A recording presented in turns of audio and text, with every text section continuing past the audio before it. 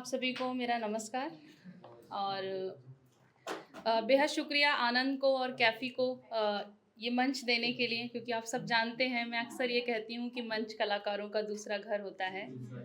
और जो मुझसे पहले से जुड़े हुए हैं वो जानते हैं कि अक्सर मैं कहानियाँ सुनाती हूँ और मेरी कहानियाँ स्त्रियों और समाज के हिस्से की कहानियाँ होती है। पर आज की थीम थी लव स्टोरी और मुझे लगता है कि जीवन प्रेम पर ही टिका हुआ है, वो प्रेम किसी भी तरीके का हो। तो पहली बार प्रेम के हिस्से कुछ लिखने की कोशिश की है।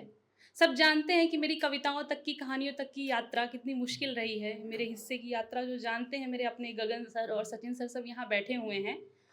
और मैं ये नहीं कहूँगी कि ये कहानी, ये कविता, ये मंच मैं किसी दूसरे की वजह से कर पा रही हूँ।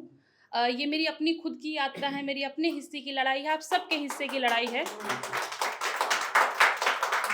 लेकिन कुछ लोग हमारे जीवन में होते हैं, जब वो साथ खड़े होते हैं और बस इतना कह देते हैं कि आप करिए, मैं हूँ, तो ये यात्रा आसान हो जाती है। जब कोई भरोसा दिखाता है, बस इतना कह देता है कि तुम कर सकते हो।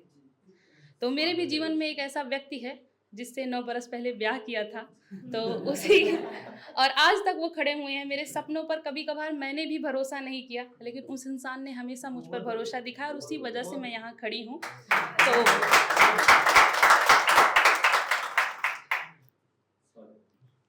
आज एक कहानी सुनाती हूँ, किसी और की नहीं, अपनी जुबानी सुनाती। प्रेमियों ने तो खूब पढ़े हैं अपनी प्रेमिकाओं की तारीफ में कसीदे, लिखे हैं न जाने कितने किस्से, कहानियां, कितने प्रेम ग्रंथ। चलिए आज उस रवायत को बदलते हैं, मेरे संग एक नए सफर पर चलते हैं। मैं सुनाती हूँ उस लड़के की कहानी जिसकी मुस्कान से मैं खिल उठती हूँ, जिसके पास होने भर से मेरी आंखों में उम्मीदों के चिराग जल जाते हैं।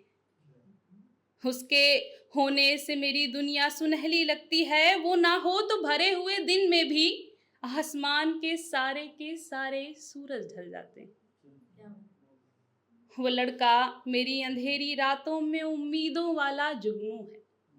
वो लड़का मेरी अंधेरी रातों में मेरी उम्मीदों वाला जुगनू है। पार कर लूं हर दरिया, हर काली रात, हर रास्ता, हर पतझड़, हर पत्थर, ऐसा जुनू है, ऐसा सुकून। जब खुद से रूठ जाऊं तो मुझे फिर से मुझसे ही मिलवा देता है। मेरी इन कटी फटी रेखाओं वाली हथेलियों पर वो सूरजमुखी के फूल खिला देता है, जो न मैंने कभी कहा, जो न कभी किसी ने सुना। मेरे अंदर दफन सारे किस्से वो खुद ही गढ़ लेता है। बड़ी माहिर अदाकारा हूं मैं, पर मेरी मोनालिसा वाली रहस्यमयी मुस्कान भी पढ़ लेता है। टैको और बर्गर के जमाने में माँ के दुलार वाली चुपड़ी रोटी है। टैको और बर्गर के ज़माने में माँ के दुलार वाली चुपड़ी रोटी है वो। स्मूथनिंग और केराटिन वाले बालों की दुनिया में माँ की ममता वाली चोटी है वो। झूठे पुचकार दुलार शोषा से परे बाबा जैसी सलाह खरी खोटी है वो। रवायतों से उलझी इस दुनिया में जहाँ गुम है नींद और चैन, मेरी सुकून वाली रियासत है वो। जहाँ सब कुछ गैर, खाली और नकली सा लगता है, मैं वजीरे आजम हूँ उसकी और मेरी रियासत है वो।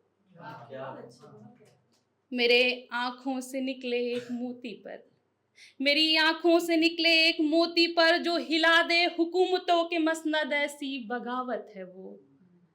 घने अंधेरे के बाद का उजाला है वो, मेरा सब का सब खुद में समेट ले, ऐसा स्याह रंग काला है वो। बरसों से कैद दबी और कहीं गुम थी जो मुझ में, मेरे अंदर की वही ज्वाला है वो। शतरंज के खेल में रानी के संग खड़ा वजीर है वो। शतरंज के खेल में रानी के संग खड़ा वजीर है यो। युद्ध के मैदान में हर हारी बाजी जीत जाने वाली मेरी शमशीर है वो।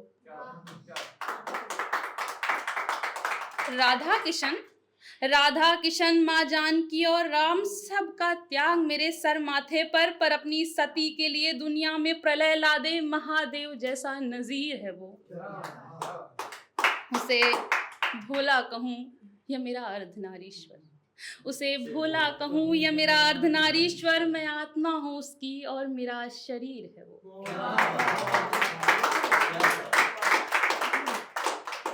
कैपाचीनो फ्रैपे लाटे न जाने क्या क्या है इस दौर में, पर मेरी गुड़ वाली चाय है वो।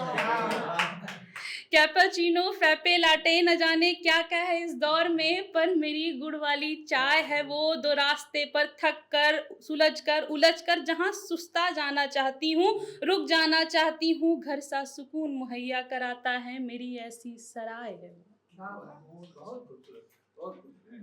जब जिंदगी के युद्ध में मैं घबराने लगूं, जब जिंदगी के युद्ध में मैं घबराने लगूं या फिर जीत के गुरूर में इतराने लगूं, तो जमीन पर मेरे पैर टिके रहें, कृष्ण की तरह अर्जुन को उसके कर्तव्य याद दिला देने वाली जरूरी राय है वो। मेरी मोनोटोनस और बोरिंग सी जिंदगी की हैप्पी बिगनिंग है वो। रेत की तरह मुट्ठी से सब कुछ फिसल रहा था, इस मुश्किल दौर की सबसे कीमती अर्निंग है वो। दुनिया क्या मैं खुद से भी कह नहीं सकी, मेरे अंदर का दबा किस्सा है वो। अर्धनारीश्वर सा मुझ में समाहित है, मेरा सबसे अहम हिस्सा है वो।